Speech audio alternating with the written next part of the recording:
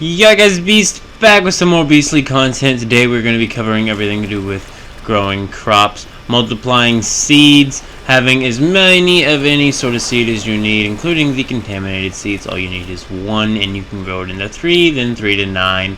We'll get on into all of this real quickly. So, Scarlet Calamus, the main key ingredient here, is harvestable in any river in the Chalk Peak region. So just go take a look at the Chalk Peak region, check out all the rivers, walk by the riverbeds, and you will find a ton of Scarlet Calamus. So the reason why we actually need Scarlet Calamus is because we're going to be taking fertilizer and combining it with that to be making a breed boosting fertilizer, I do believe it is, the breeding boost, and it will actually make it to where you will get more seed yield. As a matter of fact, it's 3 guaranteed seeds per harvest of any single plant. So all you need to do is acquire 1 contaminated wheat, berry, or whatever seed, place it into this fertilized soil here, and you will be getting yourself 3 seeds. So, super duper easy. Now, another great thing about the Calamus farm is there's just so many of those other flowers around there, those white ones. I pick them so much. I make so many of the little fruit teas. I have them in my vending machines. I actually haven't sold them yet, but I just put them in there today, so we'll see if they sell. I think I priced them pretty cheaply. They are sanity cures, so I am set up right beside Theta. I'm hoping I can pull some Theta traction there, and some people need some sanity cures, and I pick those up. I got some other stuff for sale too. But this video is not about player vendoring. I am finally getting into that, though, just something to mention here. Up here is actually going to be my breeding setup. As you can see here, all of this is Scarlet Calamus except for the contaminated berries here. That is going to be growing into 3 seeds, which then will be planted into 3 planters, which will turn into 9 seeds, which then will be 9 planters turned into, what is that, 27 seeds, which will then turn into like 100. As you can see there, it goes up pretty quickly. The only downside is the contaminated berries do take like a 24-hour grow time or a 12-hour grow time or something like that, because it takes absolutely forever. I planted these forever ago, and they are still growing. Other plants have different grow times. That's just the things about planting. All up here is my controlled area where I place down the breed fertilizer crops. We will show you how to actually plant with the fertilizer and be getting the 3 seed boost yield in just a minute. I just wanted to show you how my little grow area was here. I don't have any irrigation set up in this top area yet. However, I do have some of the lights rigged. I haven't rigged all the lights. I don't have them all set up yet. We will be doing a little bit of irrigation here today. I will cover the basics of irrigation, how to set it up, as well as solar panels, how to set them up. You know, getting the proper lighting and the watering for your stuff might make it grow a little quicker, and that is our goal here. But the main reason why you want to really focus on farming is because it is a lucrative way of getting literally a ton of items. All these craftable items can be sold in vending machines to make a ton of energy links off of player vending. Also, contaminated wheat can be used, or contaminated anything, berries, anything, all can be used in a brewing barrel to be converted directly into acid. So if you were to get a bunch of these seeds farmed up, you could have yourselves a passive acid farm that just requires you to harvest a farm and place things into a barrel.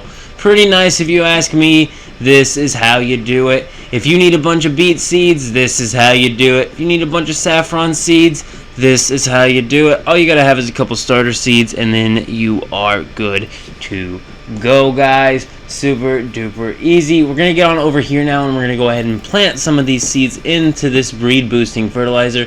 Here's how you do it. All you do is click onto the seed, choose the seed that you want to place. Now we are going to take a minute to select the seed here, because I do believe, I'm not sure if we were planting saffron. I think it was saffron seeds we were looking for here. We're wanting to grow a ton of saffron because I would like to make a large bulk amount of energy drinks in the future to sell in the vending machines. Energy drinks are just very, very nice for that double jump. I am addicted to using the double jump, so we're going to need a lot of that. Also, Aero Glide might become another one of my new addictions in this game when it comes to usable items, guys. I'm telling you, pretty great. But as you can see here, once you select your seed, it'll give you the option to use different fertilizers. We're using the breeding boost fertilizer, so now that will be yielding us 3 seeds per thing that we plant down of it. Does take some time to get this Calamus farmed up. However, you know, the area in Chalk Peaks, just following all the rivers, and you'll get yourself a good 100 Calamus right off the bat. I did do some breed boosting on the Calamus, as I recommend for you to do. I actually have all those set up ones up top, all that set up. That's all going to be the calamus plant, just so that I constantly have scarlet calamus coming in and seeds to plant more. Then I have bulk growing silos with no lighting or irrigation or anything, which are just meant to grow bulk amounts of seeds. And now, as you can see, we're just getting all these other ones filled up here now. But it's just a bulk seed silo, so that I just have the grow shroom automatically plant it, and then I have the irrigation guy going around and watering it. I usually have my Buzzy Bee out, but right now we haven't because we've been doing this. I didn't want them to deviate. I want them to turn to seeds, not deviate. Really sick to see the contaminated berries all turn deviated contaminated berries or something like that. I'm not sure if contaminated plants can actually change, seeing as though they're already contaminated, but I do digress. There are a few more things to cover. We're going to go ahead and get the grow lighting done. One of the interesting things about these grow lights is you actually have to be close enough to interact with them, but you want to place them like 2 stories up, like I have them here. So I actually place them on a lower level of my floor, have them all wired up to the power already, and then I set them to the lighting setting you need. Same with irrigation, you just click F, you'll set it to the setting you need. You check the plants, you see where their green zone is on the irrigation and the sunlight. If you're using mixed crops, you kind of aim for like a middle ground where they're all going to be in a green zone, even if maybe you're like in the middle of one's green zone and the top of the other. That's how I worked it out here. It was like a 70-80 thing where I ran 70 lighting and then 80 irrigation, and everything was good. I just placed the irrigation towers up on the very top of my little grow setup here. That was all. One other thing I want to show you though is how to get a ton of spoiled food. You're going to be needing this. Cabbage, pumpkin, both make great spoiled food sources because they have a 4-hour decay time, which means that if you go out and farm a bunch of them, and all you have to do is go to the tall grass, and by the way, this is an amazing farm for cabbage, beets, and pumpkin all in one, and you're going to be getting hundreds of it if you just sit here and keep doing it. All you got to do is do this farm, run back to the teleport tower in the tall grass inn, and then go ahead and run the farm again over and over. You're just going to continuously switch worlds down at the teleport tower, running this farm over and over until you have as much cabbage, pumpkin, and beets as you can carry. The beets do turn to sugar, which is something I use, but I'm also getting beet seeds out of this. One other thing to note on is I'm using the gardener's gloves, so when I harvest stuff, I usually get a higher seed yield anyway, just from, harvesting wild plants. But as you can see here, super duper amazing run here. A ton of beets, a ton of cabbage, and a ton of pumpkin. I turn the beets and the sugar right away, as I always do with this farm. However, the cabbage and the pumpkin in 4 hours will be however many cabbage and pumpkin that you hold of spoiled food, so you'll be able to get a ton more planters down.